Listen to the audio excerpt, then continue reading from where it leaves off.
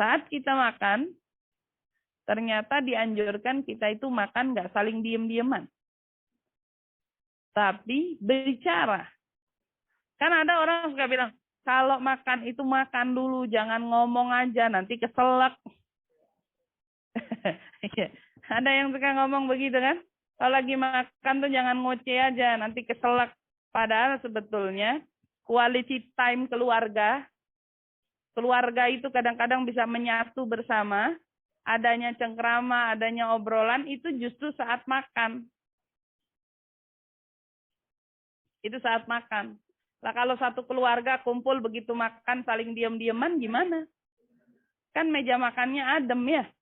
Tegang, nggak enak, kurang hangat. Tapi ternyata di sini dianjurkan untuk berbicara. Tapi pembicaraannya apa?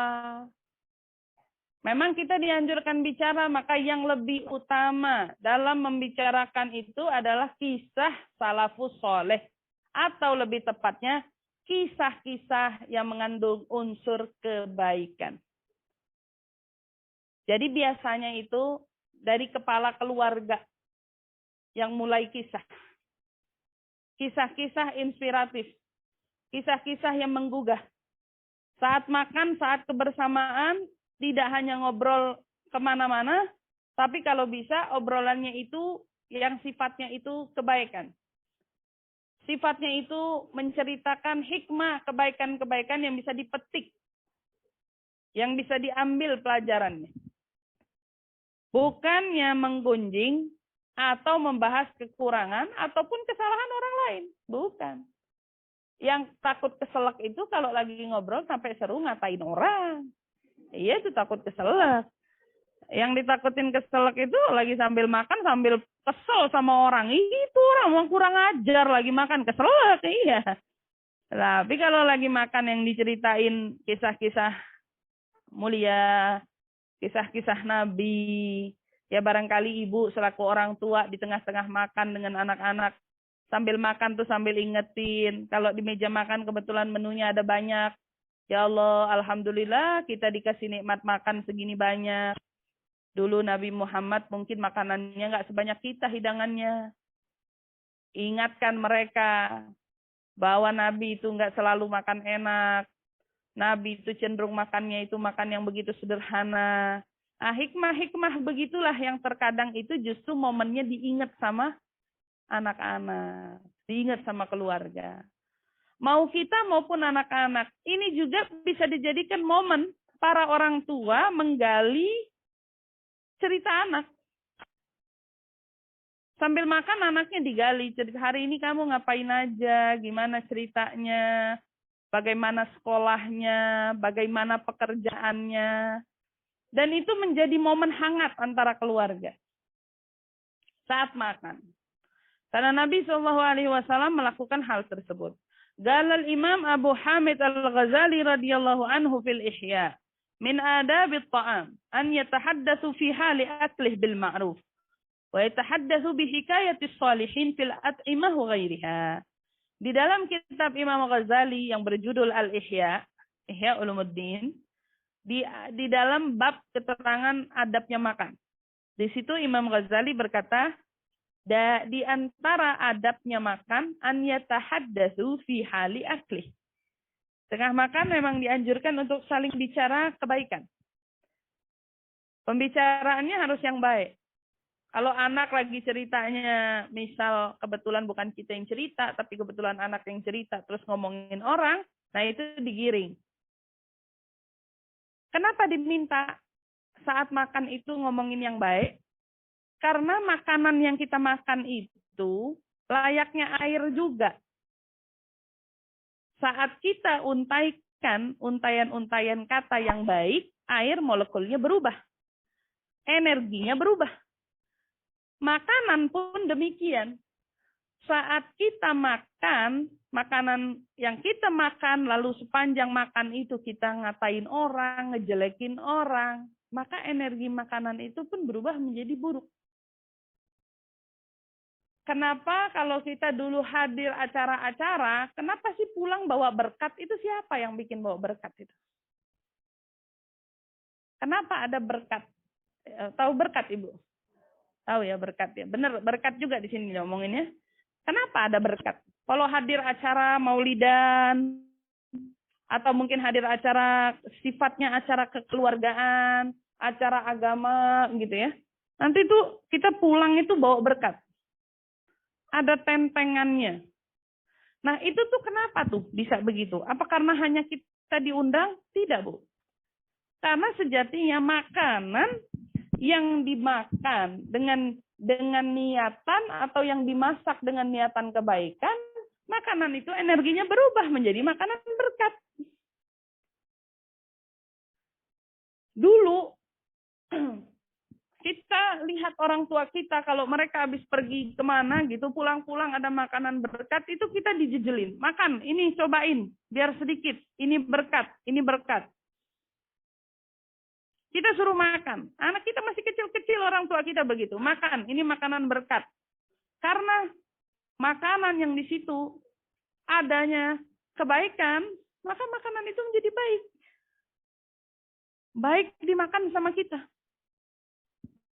Boleh dimakan sama kita. Kenapa kita sebelum makan disuruh baca bismillah? Menghindarkan setan yang ambil ikut campur andil dalam makanan kita.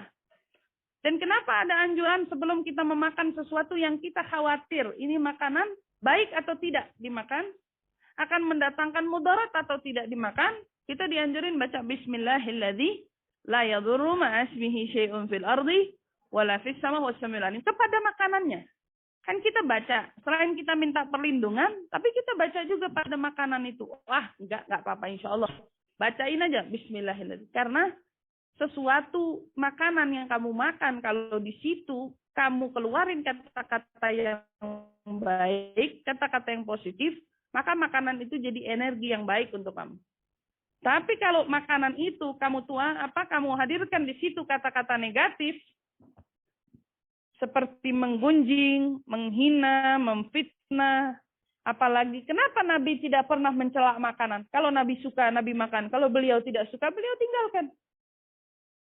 Kenapa? Karena saat beliau cela, maka makanan itu energinya menjadi buruk. Kalau kita dicela habis. Iya.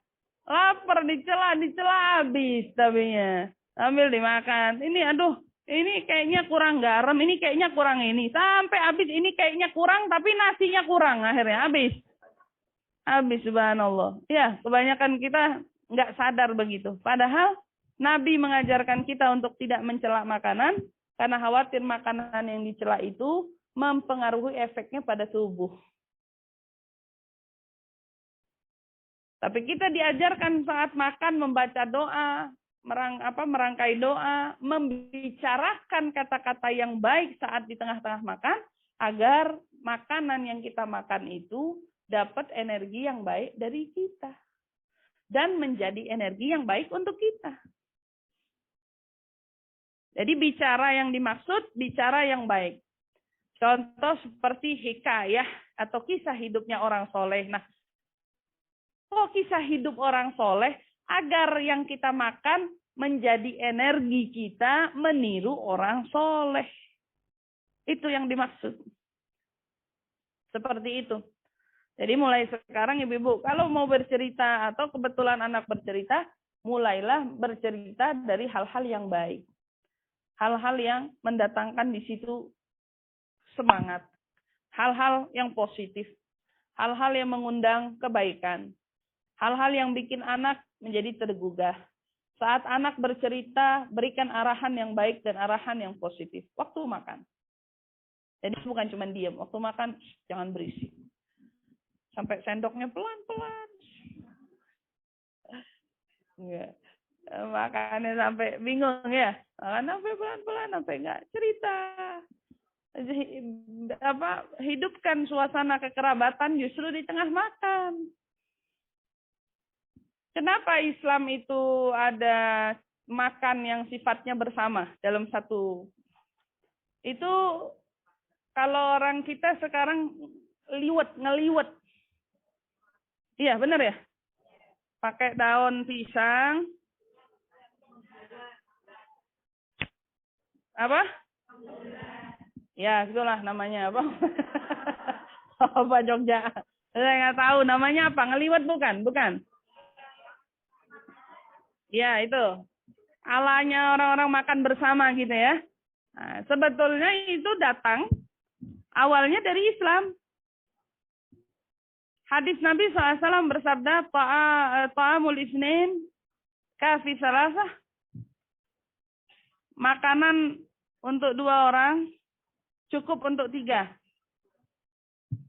Makanan 3 cukup untuk 4.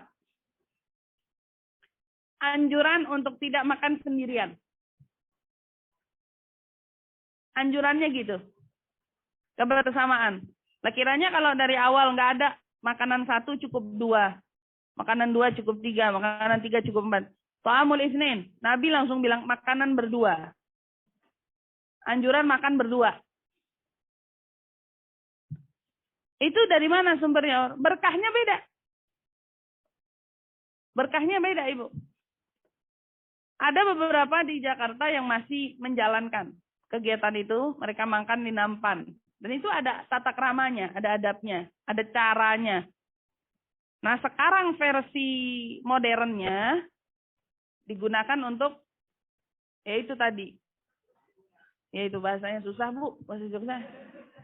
Saya tahunya ngeliwet aja. Ngeliwet orang Jakarta biasanya kayak gitu. Itu dibentangin daun pisang, ditaruh nasi, lauk, apa semua, terus orang berjejer makan di situ. Begitu ya. Berjejer. Nah, itu makan bersama. Saat makan bersama. Kira-kira kalau lagi makan begitu terus diam-diaman, kehangatan apa yang didapat? Gak dapat apa-apa. Justru makan begitu yang dicari senangnya, kumpulnya, kekerabatannya. Dan di situ banyak pelajarannya. Insya Allah nanti kita akan masuk ke ranah itu nanti pelan-pelan.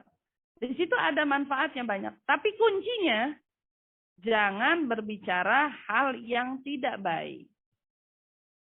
Apapun yang kita makan, jangan bicara hal yang tidak baik. Ungkapkan syukur kita kepada Allah atas makanan yang kita makan, dan petiklah hikmah-hikmahnya orang soleh dalam kisah hidupnya mereka, agar itu menjadi inspiratif kita saat hidup, saat menjalani hari-hari kita.